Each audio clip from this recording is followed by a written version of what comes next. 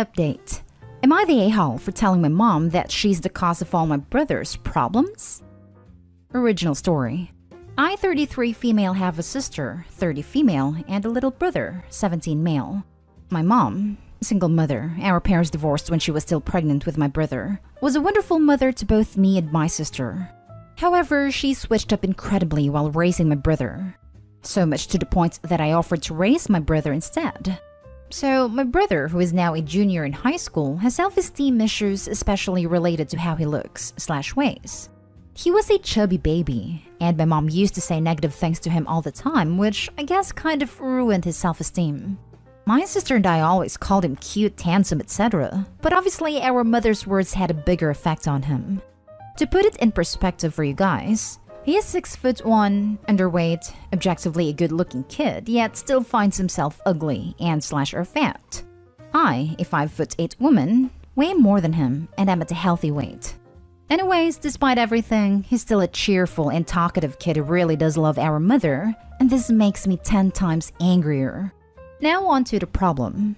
I made a mess in the kitchen yesterday while doing a little baking, and accidentally fell asleep on a couch due to exhaustion and forgot to clean up. My mom saw the mess and started screaming at my brother, and my brother said that he'd clean it up and that he was sorry. He basically admitted to doing something he didn't do. And when I found out, I immediately told my mom it was my fault, but she said that it was fine. I asked her to apologize to him, but she said that he was a man and that she doesn't need to. I got mad and told her that if she kept this up, then her son will end up doing something drastic. She said that she wasn't doing anything, and I said something along the lines of, "Seriously? You're literally the cause of all these problems." I also called her a terrible mother. She got mad. She said I didn't go through all this crap for my own daughter to take a boy's side of her own mother's. She made a lot of gender-based comments like, "You're a girl, you should take my side," and "He's a boy, he deserves it," etc. Then she went to her room and slept. Honestly, I'm just confused now. Also, while I don't regret standing up for my brother, I feel like maybe I shouldn't have blamed her for all his issues since it's a pretty big accusation and she's obviously hurt. I'm thinking I should have been more mature. Plus, she wasn't a bad mother to me or my sister, so maybe that wasn't called for too. But yeah, am I the a-hole for blaming my mother for all of my brother's problems? Now for the top comments before reading the update. She sounds misandrous as hell. Does he happen to look like his father? Not the a-hole at all. I would talk with your brother and try to be his shoulder. Your mom is completely messing him up, and it's maybe too late to undo all her damage. Edit. I'm not implying he's beyond hope of healing, just that it's going to leave scars. So the quicker you help him start healing, the better. We're actually mixed. Our dad is East Asian, mom is white. It looks more Asian than my sister and I, so yes, it does look more like our dad in a way. The fact that it might be too late, that's what I'm terrified about. I'll still try and be his shoulder though. Thanks. I don't mean to imply that it's beyond hope, only it will most likely stay with him to some degree. My heart broke reading your post. I hope you can build up his confidence and lead him to reject your BS that he seems to have accepted and internalized. Edited to add, did mom not initiate divorce? Seems to me she may have unresolved feelings and is taking them out on your brother. Pure speculation on my part though. Not the a-hole. Wow, that is some mistreatment there to your brother. Your mom has really bad toxic, sexist anger issues. And if it is in regard to your father, then it is quite messed up that she's taking it out on your brother who is his own person. He's not her former partner. He is her child.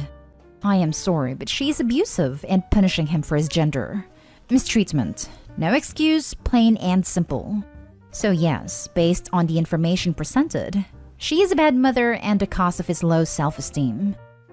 Not the a-hole. Sounds like your mother is a sexist who's taking things out on your brother because he's not female. Wow, you're not the a-hole, but your mom surely is. Boys need to be loved and nurtured too. It breaks my heart to hear that she thinks he doesn't deserve an apology just because he's a man. He's still a child. She's an adult. She should know better, and your brother deserves an apology. It's great that you're standing up for him. He needs a good support system. And now for the update. So, nobody really asked for an update, but I'm a bit bored and thought, why not? First off, I'd like to say that after reading your replies, I think the reason why my mom is horrible towards my brother is a mix of him looking like my dad and him being a boy. But I don't know for sure. A bit after I made the post, I went to talk to my brother who was in his room. He was fine, but when I asked him to tell me how he felt about, well, everything, he broke down. My heart broke into a million pieces. At that moment, I knew that he couldn't stay with our mother anymore. So I called my boyfriend of 5 years and asked him if my brother and I could move in for a bit. He has the space, and my brother gets along with him, so he agreed. My mom didn't give a damn. She didn't even say goodbye to him. She asked me if I could stay, but completely ignored my brother's presence. I tried my hardest to stay calm and not shout at her for it, but the way she was acting was so mean. According to my sister, my mother still makes mean comments about my brother even though he's not there. So staying calm is really hard right now. Anyways, I called my dad as well and basically told him everything. He was a bit angry at first because nobody told him this before, and he wouldn't have left any of us in a different country had he known. But he calmed down and talked to my brother for like over an hour, and by the time he hung up, my brother had tears of joy and relief in his eyes.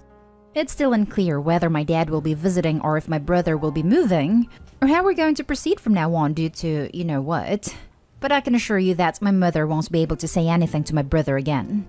Unfortunately, I am unable to put my brother into therapy because I don't have a lot of money on me. But I will try and talk to one of my friends who is pretty knowledgeable in the mental health department and see if I can help my brother.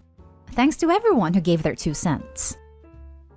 Hey, I'm happy that you got him out of the toxic environment. If you're in the USA, you can apply for medical assistance since your brother has no income. And depending on your age, you might be able to apply for assistance or even get child support from your so-called mom. Especially if she is getting child support from your father. Hopping on this comment to say there's centers in the US that offer therapy for as little as $15 a session. Typically, you'll be getting someone who is in training to complete their certification or however it goes, but they're typically watched over by an experienced therapist. You can also get therapy through his school, although this may not be the greatest option if OP doesn't have legal custody. Thank you for posting the update. Your brother is lucky to have you. Thank you for your kind words. I'd say I'm lucky to have that kid as my little brother. A lot of us, mistreated as kids, struggle because no one stood up for us, ever. Your brother will have a long way to go and undoubtedly it messed him up, but you have made sure that's one last point on the long list of trauma this treatment can create. Her brother is lucky to have her. I had to get out of the situation alone and against my family's advice. I went back to my dad's and don't regret it one bit. I'm very sorry about your situation. I can't do much, but I hope you will find peace. I don't know if you're religious, but I'll keep you and every other person who hasn't been able to get out of a horrible situation in my prayers. Thank you.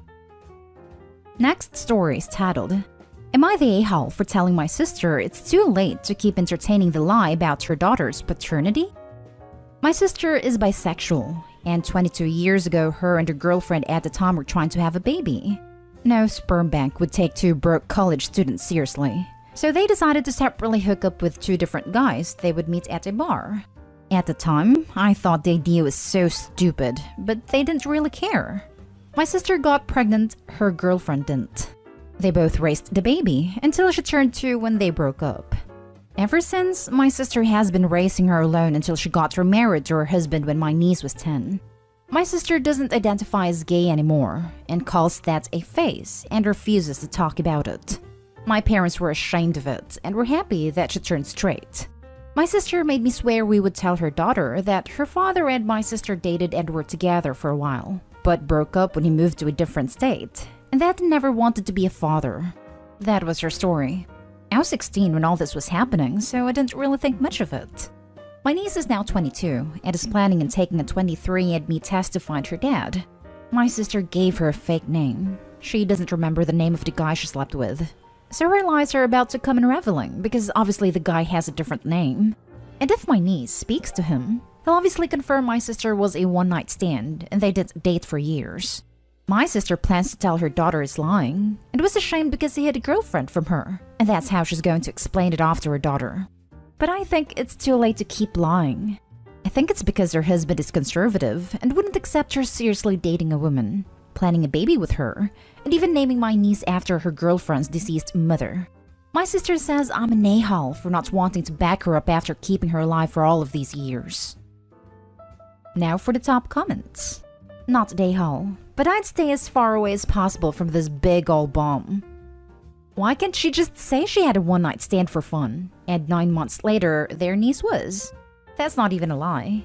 She doesn't have to talk about the relationship she was actually in if she doesn't want to. I'm suspecting some conservative/religious beliefs from the sister and husband. Usually when you deny having casual flings and being LGBT, these are usually in the mix. Not an a-hole. The problem with lies is you have to keep telling more lies to cover up the existing lies. Your niece will find the truth and be pissed at your sister for all the lies. She'll be mad at Opie too for going along with it. There's a highlighted post below which spells it out nicely what Opie should say to the niece. She needs to know. And doing it now will possibly salvage their relationship. Whereas if Opie waits and it comes out later that Opie knew, the niece might go no contact with everyone involved. Well, I don't think you're the a-hole necessarily, but why are you hell-bent on putting your head in? I would back way off even if you disagree. When you have your own kids, you can screw them up however you like, but your niece isn't your daughter. If the niece asks you, refer her back to her mother. The niece is a grown-up and will figure it out.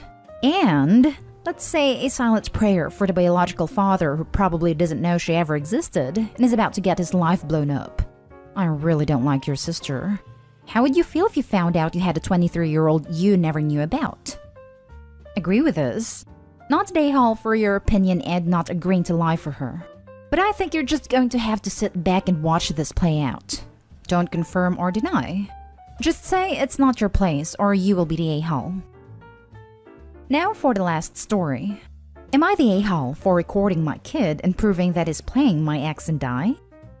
Our son 5 has been having nightmares for the past few months. He'd wake up crying every night, and it was pretty distressing. We got him into therapy, but it didn't seem to be helping. I got a little suspicious after a month. I'd hear him walking around in his room an hour or so before he'd start crying, but when I got up there, he'd be back in bed. I brought it up with his mom, but she just said he'd started sleepwalking, and when he woke up, got back into bed because he knew he wasn't supposed to be up. It made sense, so I left it. Now, the way we deal with his nightmares is very different. She'll get up, make him a bottle, sometimes run him a bath, get him into fresh clothes, and then put him in her bed. She also has started giving him his pacifier back. I soothe him and get him back into bed. I'll get him a bottle if he asks, but otherwise I'm just intent on both of us getting a good night's sleep. He became resistant to my method a few weeks ago, and would instead scream for his mom. The first couple of nights I put him in my bed and slept on a couch, but the third night I called my ex to come and get him. It worked pretty much like that every night. This week I put up the old baby cams in his room. He used to have it on a fixture above his crib, so it wasn't too difficult. Lo and behold, he woke up, completely fine, and started playing with his toys. After about 40 minutes, he quietly put them all away, got back into bed, and started crying. Like usual.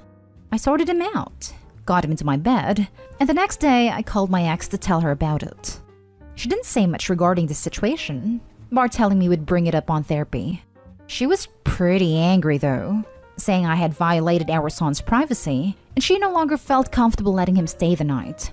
I told her she was being ridiculous. She grabbed a kiddo and left. The next day in therapy, I naturally brought it up. Again, my ex diverted the conversation and we essentially wound up arguing. We left and headed back to mine. After a little while, she said that it didn't matter that he was acting up. He clearly needed more attention and love, and I was trying to make him seem like a bad kid. I told her that wasn't the truth, but we need to take steps to punish him for lying. Lying is bad, and he shouldn't do it. She's still angry, and so not much got through to her. A mutual friend agreed that I was in the wrong, and should spoke to his mom regarding it before. And I kind of get where they're coming from, but I still think it's an we all suck situation rather than just me. Am I the a-hole? I don't know. Clearly he is acting out for some reason and may need some correction, But I am more shocked you and your ex give a 5-year-old, a school-aged child, a bottle. And the ex started giving him a pacifier too. I'm just going to copy and paste this explanation, lol. He's really bad with drinking slowly and swallowing. At night he's still on a bottle as it's hard for him to choke on it.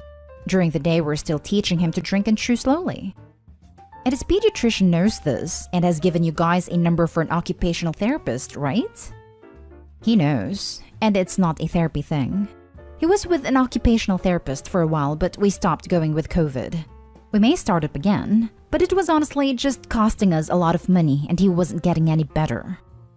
I don't see this as a violation of privacy, but as gathering more information to bring to the expert, the therapist, for all of you to get on the same page to try to help your son overcome this trauma. Strictly from an outside, non-expert's opinion, I'd worry that your ex's response might actually be increasing his nightmare crying episodes. But either way, he is waking up and acting out in distress, and that is what you all need to be focusing on. No a-holes here. I am worried about that too, but I do intend on getting him the help he needs.